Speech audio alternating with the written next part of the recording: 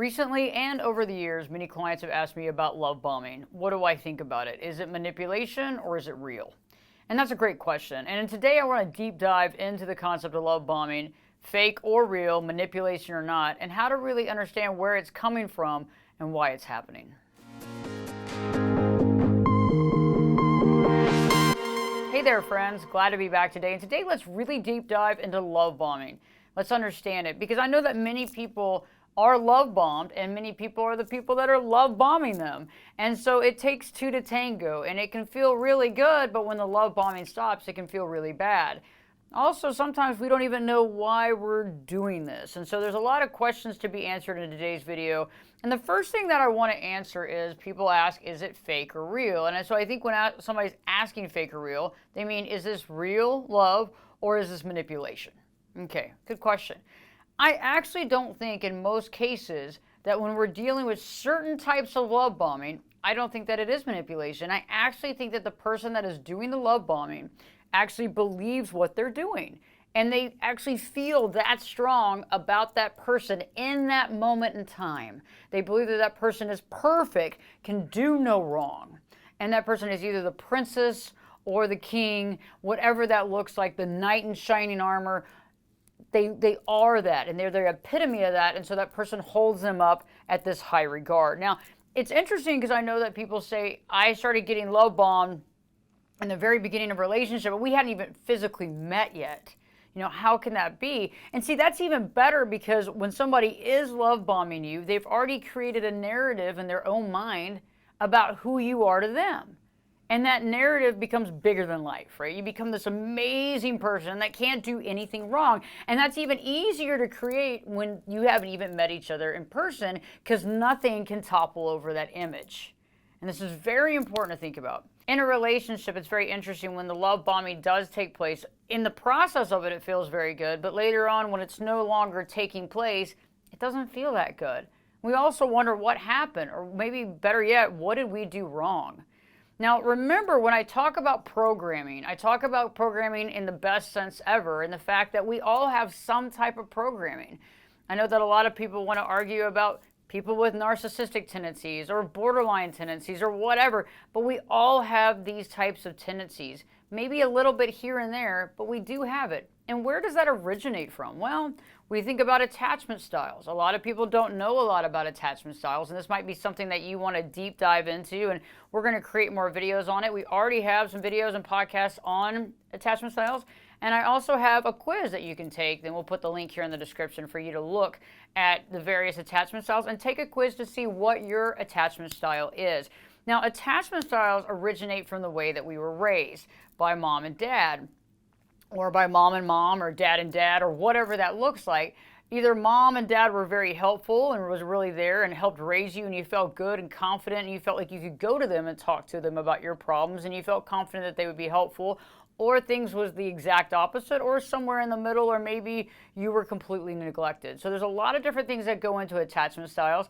And so I think we also see tendencies of BPD, MPD, codependency, histrionic, all those things as well that go into these attachment styles as well. So there's a lot of things that happen here, and I don't want to just pigeonhole into one thing, but I'm basically saying we all have some tendencies, and I find that love bombing directly comes from not only a fear of abandonment, but the desire to get somebody to love you and take care of you and be there for you. And I don't think that it's actually manufactured. I actually think that it's supportive as far as safeguarding that person to keep that person around.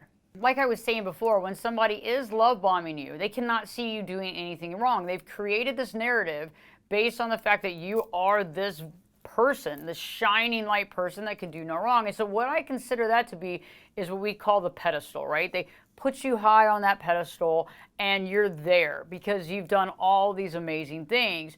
And they start creating that narrative as well as you're kind of leading into that narrative because you're being who you are, and they're seeing the best of who you are. Now, the pedestal can feel really good because you really do feel like you're on a pedestal. A lot of us don't even know it at the time. That's why love bombing can be so super critical, because we don't really realize it until, well, we're no longer being love bombed and we're no longer on the pedestal. The interesting thing about the pedestal phase, though, is you cannot stay on there forever. Just an FYI. So nobody's going to stay on that pedestal forever. Eventually, you will be pulled off the pedestal for something that you've said, something you've done, or something you didn't do. Another question that I hear from many clients, as well as people that reach out via email or people that reach out on comments here on YouTube, is they say, what happens? Why is it that I was here at one point in time and then suddenly things seem to have changed? And they seem to have changed abruptly. Well, that's a good question, because a lot of times we don't realize what really took place that made the change. And so one of the things that you can really do if you're in the situation is look back at the moments or the days before things seem to have changed in your relationship. Okay, so what I'm talking about is things were going well, you felt like you were on cloud nine, and then all of a sudden something takes place, and then the other person is questioning you. All of a sudden you look different to them. Maybe they're even making comments about that, how you look different or you're acting different, or what's wrong, are you okay? Maybe making some comments that don't feel so good either, maybe about weight or about the way you look, but it's not those amazing comments that you were getting before about how beautiful you are or how handsome you are. So things are off. And so a lot of times we don't catch the little thing that took place.